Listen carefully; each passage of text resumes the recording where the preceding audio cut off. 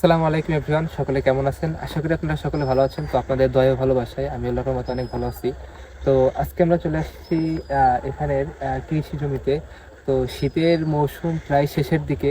তো আজকে আমাদের এখানে কিছু ফুল ধরছে, মানে সরিষা ফুল আর কিছু কলাই হয়েছে। তো আজকে আমি আপনাদের সাথে এই ভিডিওগুলো শেয়ার করব। তো আপনাদের যদি ভিডিওটা ভালো লাগে অবশ্যই কিন্তু আমাদের কমেন্ট করে জানাবেন। আর আমাদের ইউটিউব চ্যানেলের নাম হচ্ছে আরাফাত স্নিট্রো।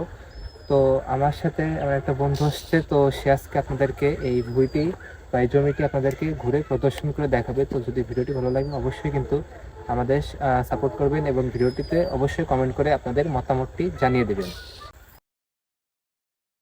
আসসালামু আলাইকুম গাইজ, আমি চলে আসলাম আব্দুর রহমান আপনাদের ওই যে সরিষা ফুল এবং কলইর ফুল দেখাবো ঘুরে ঘুরে। কেমন হয় সবাই কমেন্টে জানাবেন, আশা করি ইনশাল্লাহ ভালো হবে।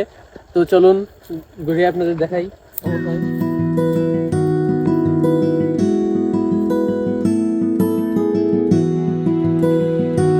কিন্তু অনেক ভালোই হয়েছে এবং মাশাল্লাহ ফুলগুলো কিন্তু অনেক সুন্দর হচ্ছে। এই যে কলই ফুল, কলই ফুল অনেক সুন্দর হচ্ছে, সরিষা ফুল অনেক সুন্দর। শীতের মরশুমে এই ফুলগুলো খুবই ভালো লাগে দেখতে, ক্ষেতগুলো পুরো হলুদ হয়ে থাকে। তো আমাদের চোখে খুব ভালোই লাগে দেখতে। সবাই বেশি বেশি কমেন্ট করবেন কেমন হলো। আশা করি আলহামদুলিল্লাহ ভালো হবে। সবাই সুস্থ থাকবেন, ভালো থাকবেন। আল্লাহ হাফেজ। ভিডিও পর্যন্ত আসসালামু আলাইকুম। আসসালামু আলাইকুম এভরিওয়ান, সকলে আপনারা কেমন আছেন? আশা করি আপনারা সকলে ভালো আছেন। তো আপনাদের জন্য আমি আজকে আরো নতুন একটি ভিডিও নিয়ে চলে আসছি। তো আজকের ভিডিওটি হচ্ছে, মানুষের জীবন সবসময় কিন্তু সুখের হয় না। প্রত্যেকটা মানুষের জীবনে সুখ দুঃখ মিলেই হচ্ছে প্রত্যেকটা মানুষের জীবন।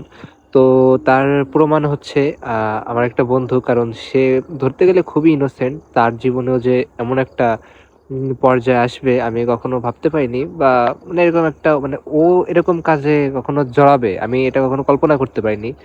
তো আমি যে কথাটা বলতে চাচ্ছি, তো চলেন আমরা তার মুখের থেকেই কথাটা শুনে আসি। আসসালামু আলাইকুম।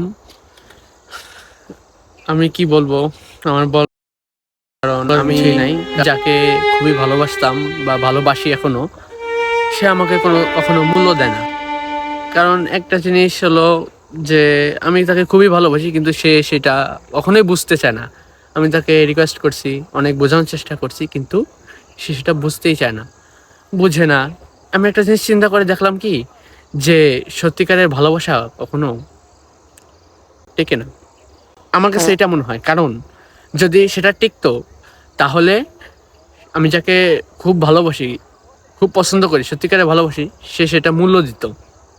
কিন্তু আমার কাছে এটা নেই, মনে হয় না।